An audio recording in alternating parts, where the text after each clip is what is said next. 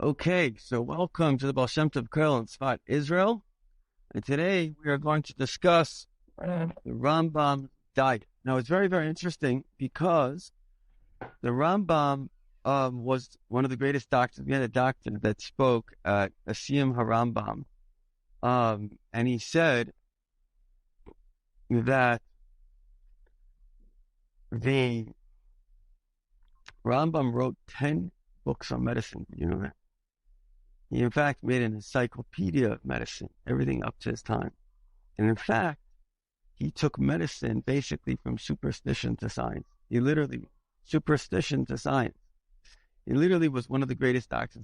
The doctor who gave the class was quoting like his symptoms of pneumonia. It's exactly what you would learn in medical school. In fact, the guy that I know, Eli Cohen, told me his brother went to a medical school in Switzerland, I think it was. And the first book they gave him to study was the Rambam on medicine, medical school today. So the Rambam was, we can't even imagine. Someone said on the Rambam that when Hashem said that Nasa Adam B'Salmeinu will make man in our image, he meant the Rambam.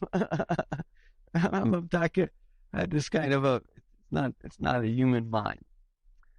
I recently heard from, I think it was Rabbi Jacobson, the class, that after Rambam finished Rambam, his father came to him with another man with in a vision, or whatever it came. The other man was Moshe Rabbeinu. Moshe Rabbeinu said, Yasher Koichach. We're talking about something extraordinary. My father told me that the Rambam didn't believe there were Shin Dalit. And they say because his Kedusha was so great that he couldn't see them because he was like, they would just disappear. So we know it's very interesting because the Rambam is a book of halacha, and yet he has a food diet in the book. And the reason he has a food diet, as he says, as I'll quote, since maintaining a healthy and a sound body is among the ways of God. In other words, it's a Jewish thing to do. For one cannot understand or have any knowledge of the Creator if he is ill. Therefore, he must avoid that which harms the body and accustom himself to that which is healthful. That's an interesting word. Healthy, and help the body become stronger. So this really sums it up. In other words, a person has an obligation to be healthy and to be happy, because to serve Hashem, you have to be in a good mood. You can't be feeling ill. And so to do this, you have to be careful not to do anything that will harm the body. You have to do things that are going to help you heal the body. Now, it's interesting because the Rambam, his diet, I believe that the Rebbe says that his diet doesn't necessarily apply today because the bodies have changed. But I also heard, I don't know if this is true or not, but the Rebbe said when Mashiach comes, we'll be using his diet. Furthermore, there was an Israeli doctor who was studying like health. When he read the Rambam's diet, he became about tshuva, because that's how accurate Rambam's diet actually is.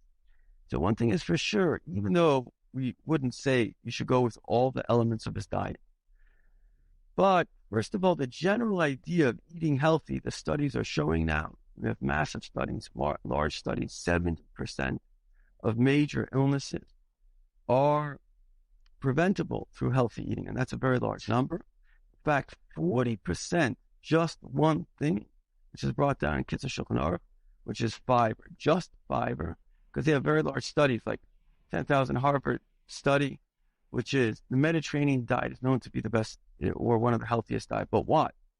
So they said from all the things, they eliminate everything, and it turns out it's the fiber in the diet. So if we do nothing else, but make sure that every day we have what they call 5 servings of fruits and vegetables, you have enough fiber. Giving yourself a 40%, it's a massive amount of ability to have a better heart, better, major things. So we're going to go through the diet of the Rambam. The Rambam is our neighbor. He's living in Tveria. So we're going to ask him to join us and to help us that when we speak about his diet, it should be good. So I think that, to be fair, I think that we have a lot of very good studies of today.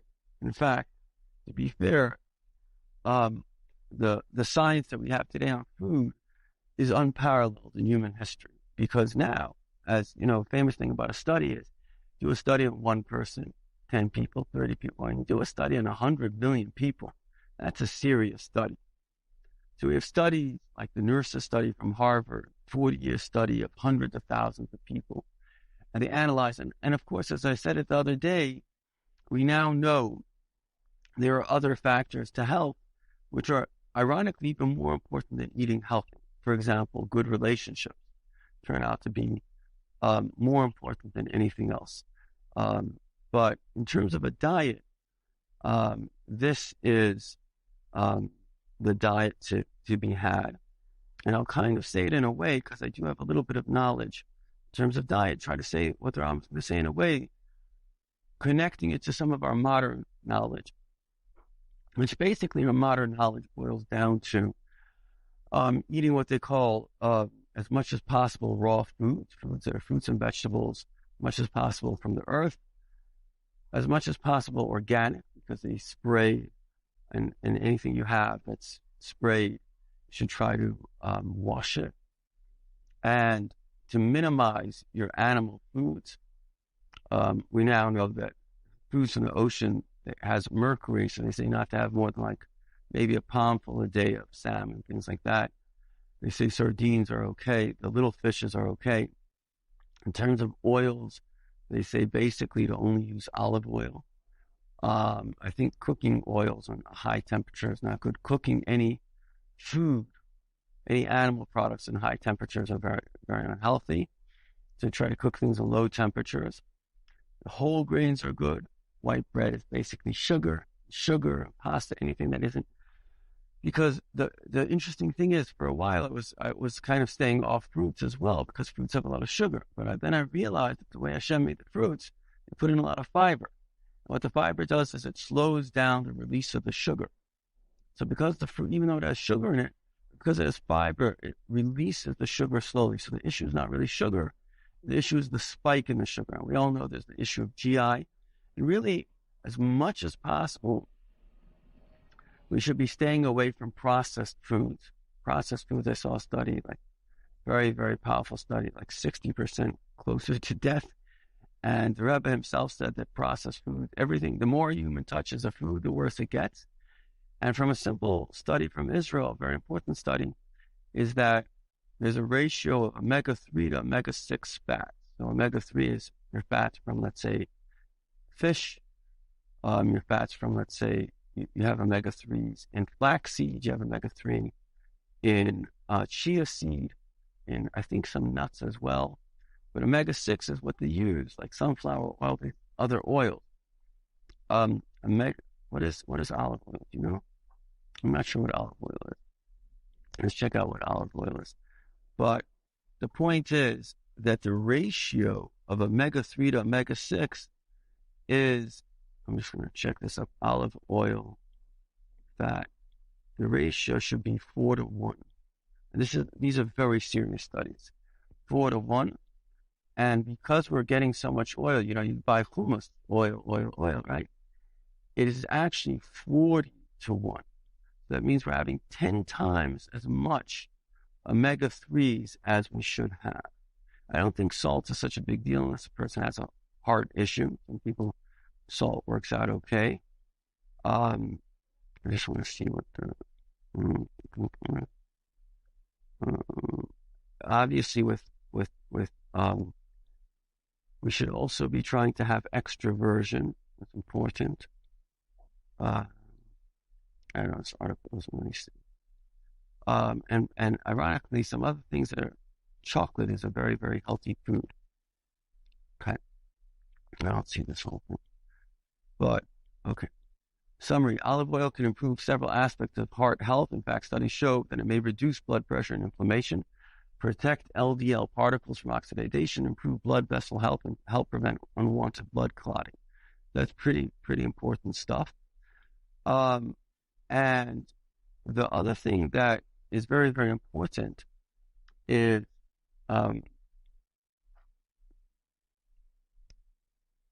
let's see here.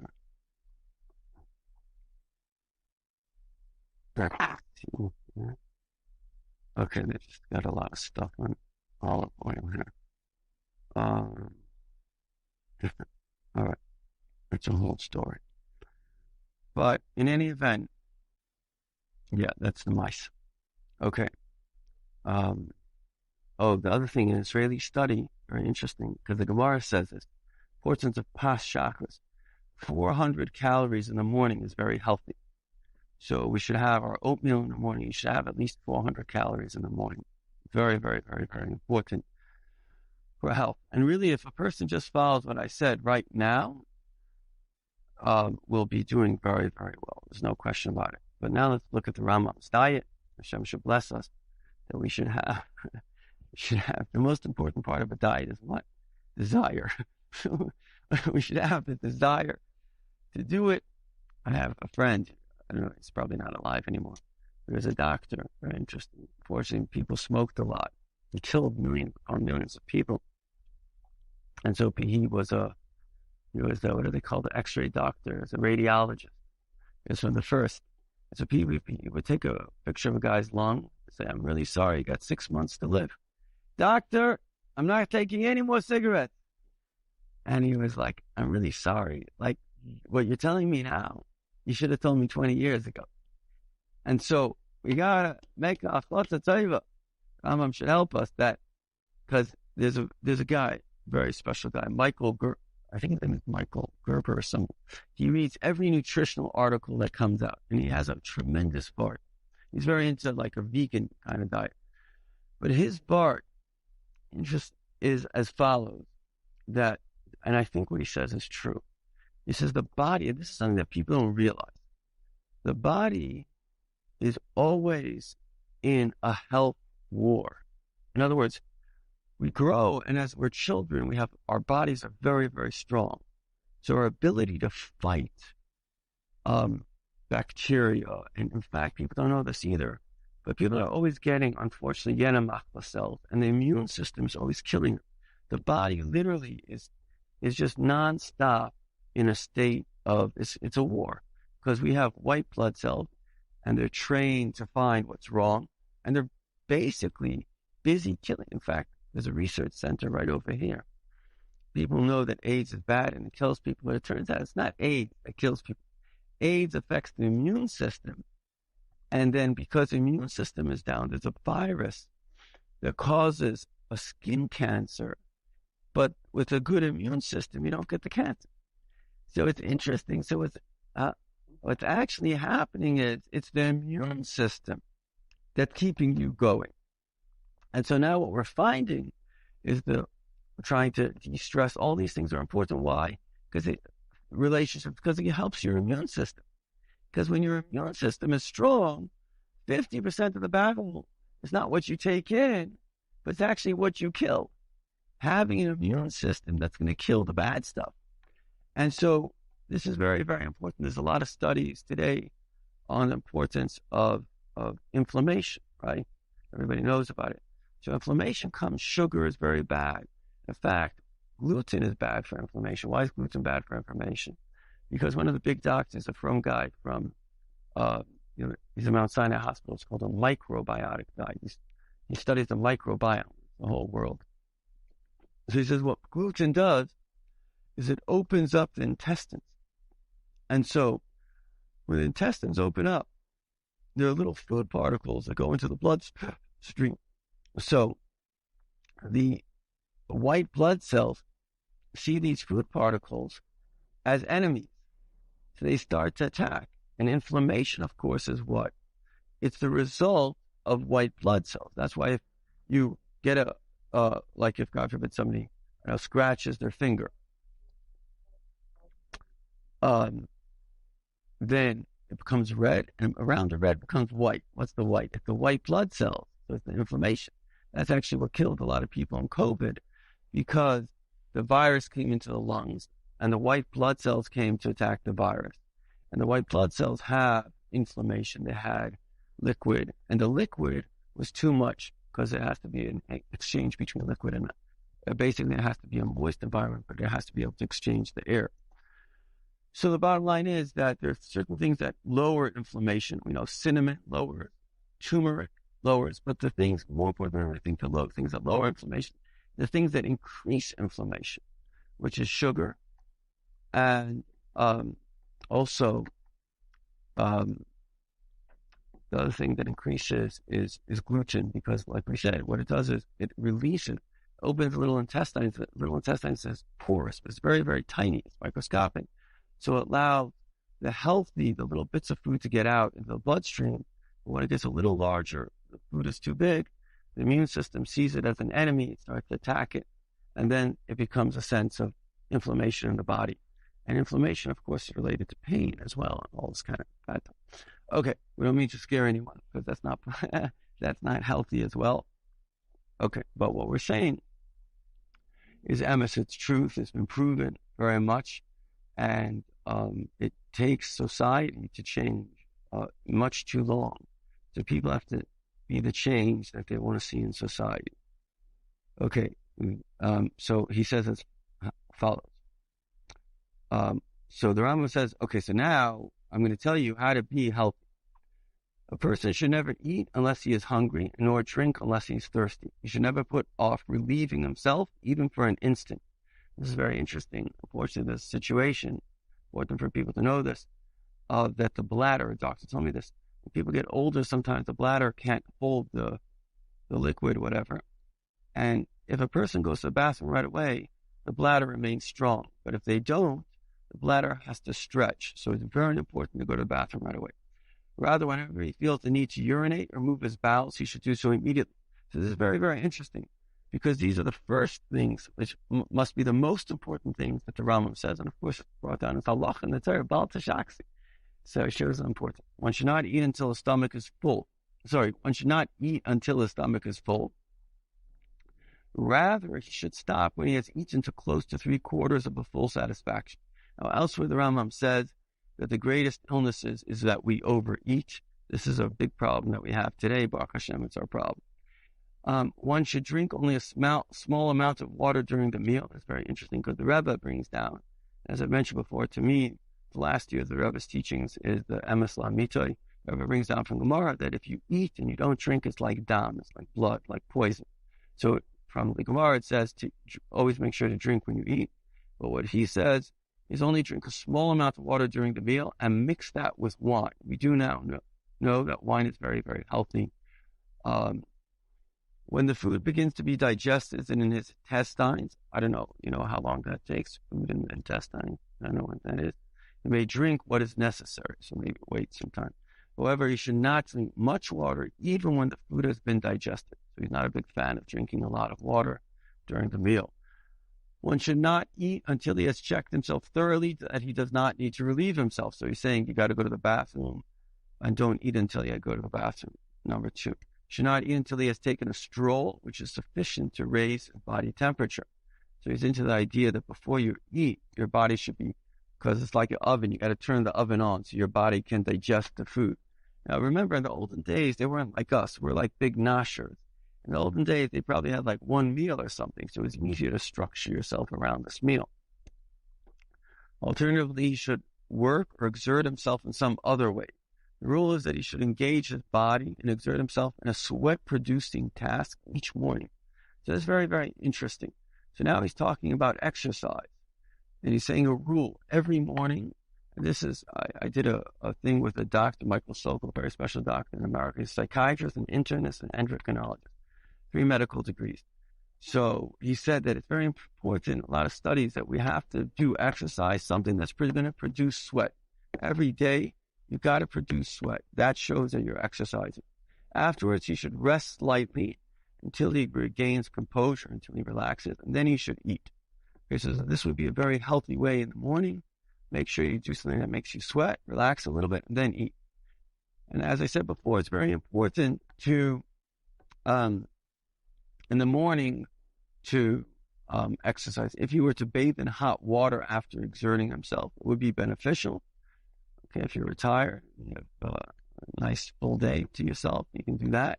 Afterwards, you should wait a short while and eat. So again, what would the hot water do? It would heat up the system. One should always eat while seated or reclining on his left side. We know the right side, chas v'shalom, the food can go into the wrong side. And he says you should always be sitting. You should not walk about, ride, or exert yourself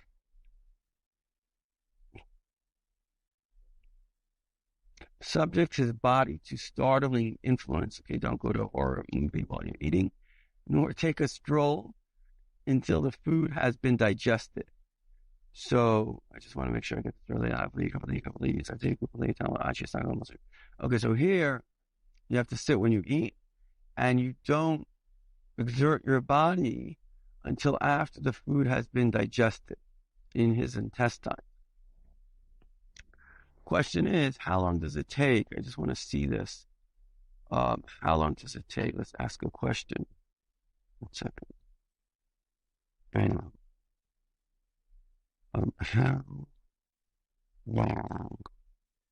does it take for food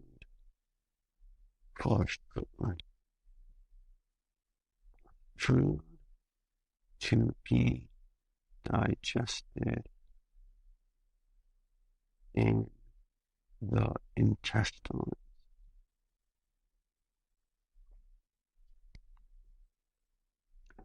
Okay, this is from the Mayo Clinic. Okay.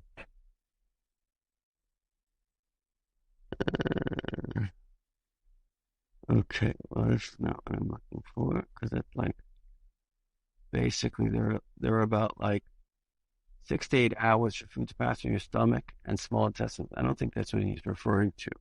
I think he's referring to something more like a half hour. Okay, whatever.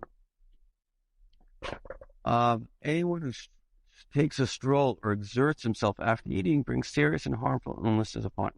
So again, to review, what is the Rambam saying? The Rambam saying is best to heat up the body a little bit before you eat your food, relax, eat your food, and then, I mean, it's a common thing. You've been in the army, you relax a little bit. You don't just go on a hike after you eat.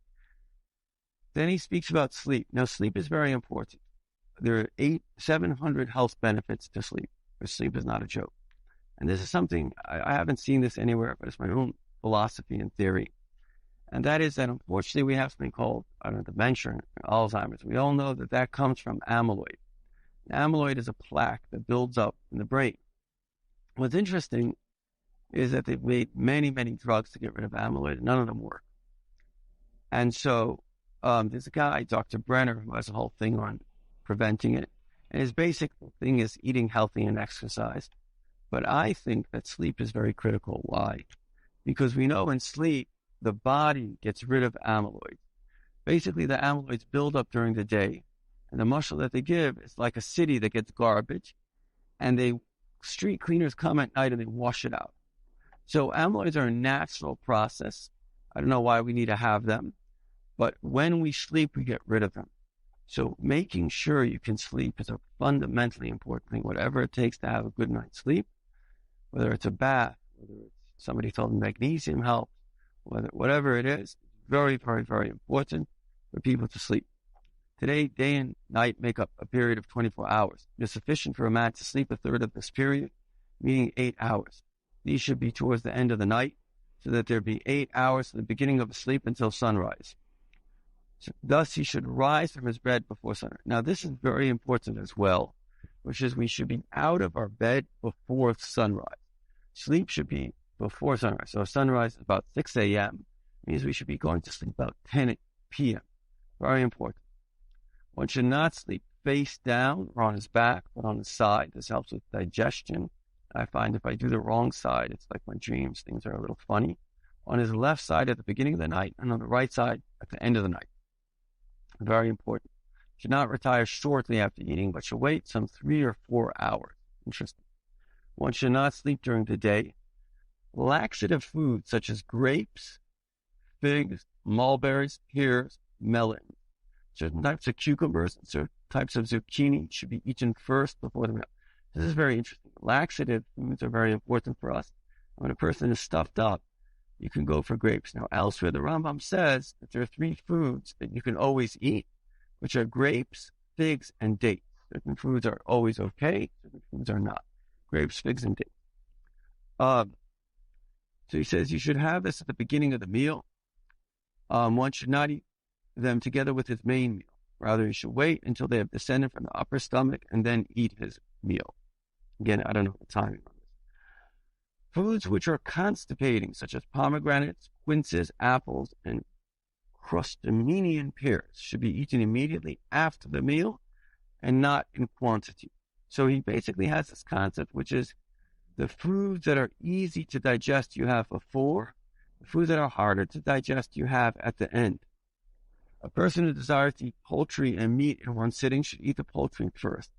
Similarly, if he desires to eat both eggs and poultry, he should eat the eggs first. If he desires to eat both meat of large cattle and that of small cattle, he should eat the meat of small cattle first. Meaning you should always eat the lighter food first and the heavier food second. Which is kind of how we always do our meals. Have your fish, your salad, and then you'll go to the next one. In the summer, one should eat unseasoned foods without many spices and use vinegar. In the rainy season, which is the winter, one should eat seasoned foods using many spices and eat some mustard and filteed. So basically, the Rambam's idea is in the cold season, you want to warm up the body. That's the idea. One should follow these principles in regard to cold climates and hot climates, choosing the food appropriate to each and every one of them. Cold climates, you can have hotter foods. Warm climates, he's saying don't go into hot foods. By the way, there's studies that chilies are very, very healthy. There are foods which are extremely harmful, and it's proper that one should never eat them. For example, large fish that are aged and salted. So I wonder if, schmaltz herring. Herring is a small fish, right? Basically, a herring, not sardine. It's a decent-sized fish, no? But anyway, so he's saying that a fish that is aged and salted is very bad. So if I don't know the size, but if it's a large fish that's aged and salted, cheese which is aged and salted, truffles and mushroom, meat which is aged and salted. In the olden days, they used to do this a lot because they would have to keep it. Wine from the press. I don't know what wine from the press means. You know what that means? Cooked food which has been left over until it produces an odor. And any food with a bad smell or a very bitter taste, these are like poison to the body. There are other foods which are harmful, but their harmful effects do not compare to those first mentioned. Therefore, a person ought to eat them only sparingly and after intervals of many days. He should not eat them regularly as his main food or constantly as a side dish with his food. They are large fish, so that's interesting. So we shouldn't be having, let's say, tuna. Constant tuna is not good, even though it may not be salted, but we shouldn't. And he's saying that if it's salted for a long time, it's like poison. So cheese and milk which has been left over for more than 24 hours after the milking.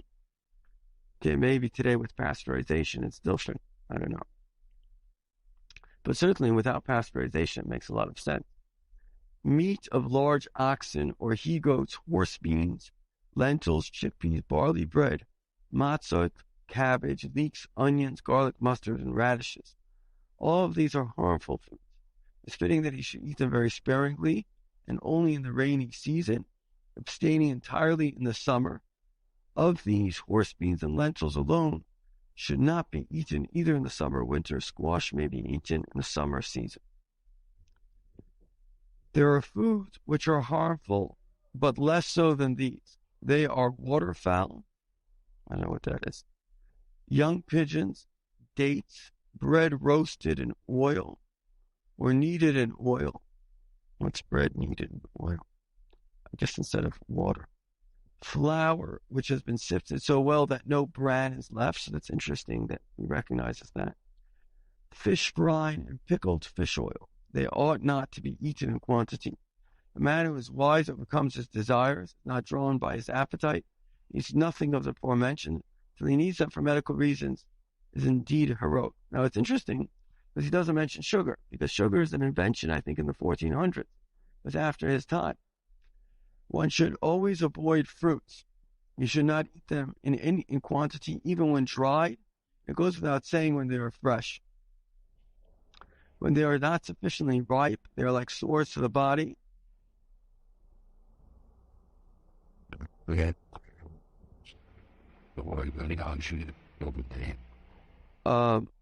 Carobs, too, are always harmful. It's very interesting. The Rambam is against fruit in general.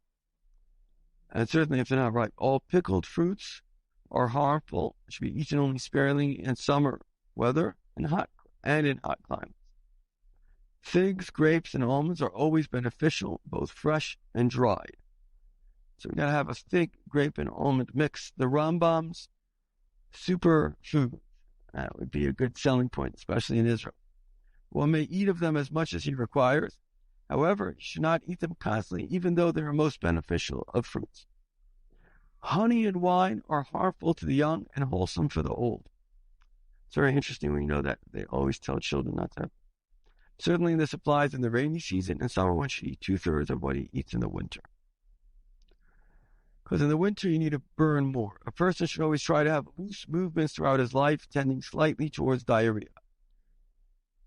Actually, Baruch Hashem, that's actually a very great principle towards diarrhea. So a person can right away know if your foods, I find that if you're eating too much bread, if you eat certainly matzah, but also poultry, those foods, they'll kind of stuff you up. So a person can tell right away the foods that are not that helpful if they're going to stuff a person up.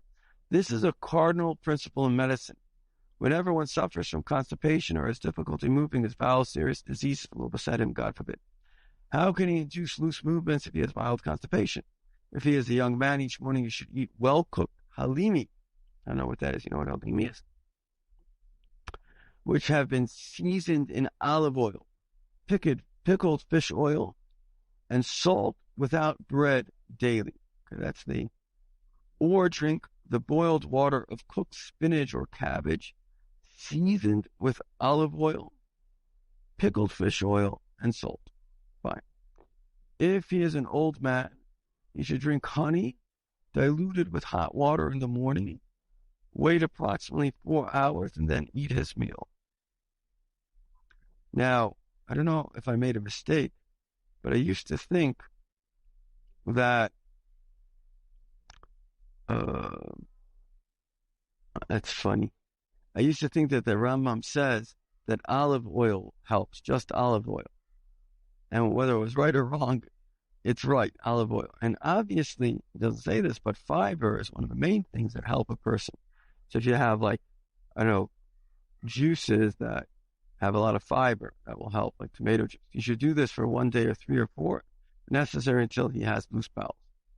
They have given another principle with regard to physical well-being. As long as one exercises, exerts himself greatly, does not eat to the point of satiation, and has loose bowels. So basically what he's saying is we don't overeat, we exercise well, and we go to the bathroom well, we will not suffer sickness and we will grow in strength. This applies even if he eats harmful food. So exercise, not overeating, as well as making sure the foods that we eat allow us to go to the bathroom well, is the number one thing, more important than the foods that are or aren't healthy. Conversely, whoever is idle and does not exercise, or does not move his bowels when he has the need, or is constipated, even if he eats the proper foods and takes care to follow the rules of medicine, he will be full of pain for all his days, and his strength will fade away. Overeating is like poison to anyone's body. It is the main source of all illnesses. Okay, so that's a very powerful statement. Most illnesses which afflict the man are caused by harmful foods, or by his filling his belly and overeating even of healthful foods. This was applied by Solomon in his wisdom. Whoever guards his mouth and his tongue guards his soul from distress. Guards his mouth from eating harmful food or eating his fill, his tongue from speaking about things other than his needs. The proper manner of bathing is that a person should go to the baths once every 7 days. In the olden days, they had bathhouses. It wasn't so simple. You should not enter the bath soon after mealtime, nor when he is hungry, but when his food has begun to be digested. He should bathe his entire body in hot, but not scalding water, and his head in scalding water. So number one, your head, very hot water, which says elsewhere in Shulchan Aruch, you wash your head first, your body in hot water. Then he should bathe his body in tepid water. Tepid water is like medium, followed is bathing in successively cooler water till he has bathed in cold water. However, he should not use tepid or cold water for his head, nor should he bathe in cold water in the winter. So basically saying when it's cold, you shouldn't use cold water. When it's warm, you should get yourself into colder water. And last but not least, for your head, you always want warm water. You should not bathe until after he is in a sweat. His whole body has been massaged. Very interesting. Like in Russia, they're very into these bathhouses and they're very into the massages. You should not linger in the bath. Rather, as soon as he is in a sweat and has been massaged, he should rinse off and leave. Okay. He should examine himself to see if he needs to move his bowels before entering the bath and after leaving it. Similarly, he should always examine himself before and after eating, before and after intercourse, before and after exertion and exercise, before and after sleeping, and all in all in 10 different occasions. When one leaves the bath, he should dress and cover his head in the outer room of the bathhouse so that he not catch a chill. He should take this precaution even in the summer. After leaving the bath, he should wait until he regains his composure and the warmth from bathing has receded, and then eat. A nap before eating after the bath is very beneficial. One should not drink cold water on leaving the bath, and it goes without saying that he should not drink while bathing. If he should be thirsty upon leaving the bath and cannot refrain, he should mix the water with wine and honey and drink. Wine or honey. It is beneficial for one to rub himself with oil at the bath during the winter after he has rinsed himself off. One should not accustom himself to constant bloodletting. He should not be bled unless there is an extreme necessity. He should not be bled in the summer or winter, but slightly in Nisan and slightly in Tishrei. After the age of 50, he should not be bled at all. He should not be bled and go to the bath on the same day, or leave on a journey after being bled, nor should he be bled on the day in which he returns from a trip. He should eat less than usual on the day of bloodletting. He should rest on that day, nor exert himself, nor exercise, nor stroll. Semen is the strength of the body, its life force, and the light of his eyes. The greater the emission of sperm, the greater the damage to the body, to its strength, and the greater the loss of one's lifespan. This was implied by Solomon in his wisdom. Do not give your strength to women. Whoever is steeped in sexual relations, old age springs upon him before his time. His strength is depleted, his eyes become dim, a foul odor emanates from his mouth and his armpits. The hair of his head, his eyebrows and eyelashes fall out. The hair of his beard, armpits, and legs grows in abundance. His teeth fall out, and he suffers many pains beyond these. The wise of the doctors have said, 1 of 1,000 dies from other illnesses, and 1,000 from excessive intercourse. Therefore, a person must take care in this matter. He wishes to live in good health. He should not engage in intercourse except when the body is healthy, particularly strong, but he has many involuntary erections. The erection is still present even when he makes an effort to think of something else. It happens to teenagers. He finds a heaviness from the loins up below. Tendons of the testicles seem to be stretched and his flesh is warm. Such a person needs to engage in intercourse and is medically advisable. Obviously, they have to get married. A person should not engage, let's call it intimacy, on a full or empty stomach, but after the food has been digested, he should examine himself to see if he needs to move his bowels before and after intimacy. He should not engage in intimacy while standing or sitting, nor in the bathhouse, nor on a day in which he goes to the bathhouse, nor on a day in which he lets blood, nor on a day that he departs on a journey or arrives from a journey, nor on a day before or afterward. This is the famous statement of the Rambam. Whoever conducts himself in the ways which we have drawn up, I will guarantee that he will not become ill throughout his life till he reaches advanced age and dies. He will not need a doctor. His body will remain intact and healthy throughout his life. One may rely on this guarantee unless his body was impaired from his birth, he was accustomed to one of the harmful habits from the birth, or should there be a plague or drought in the world. All these beneficial habits, which we have stated, apply only to a healthy man. Contrast a sick person, or one who has a single organ which is not healthy, one who has followed a harmful way of life for many years. Each of these must choose different patterns of behavior in accordance with his particular illness, as it is explained in medical literature. Any change from the conduct which one normally follows is the beginning of sickness. So that's very, very interesting. There's studies now. People have these binge diets. They diet, and then they gain it back. And it's worse than having never died because it creates pressure on that. That's what he says. Any change in the conduct which one normally follows is the beginning of sickness. A person has to be very careful. Shalom Aleichem. How are you? You want to join us, Shema?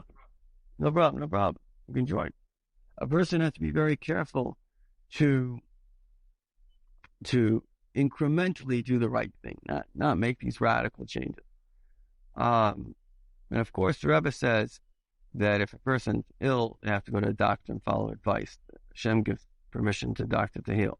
Where there's no doctor available, neither the healthy nor the sick man should budge from all the directions given in this chapter, but each of them ultimately brings the beneficial result.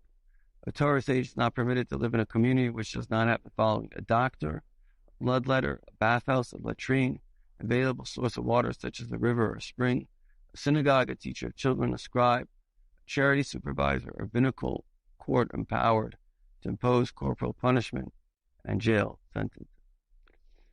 So that's the story. Any questions?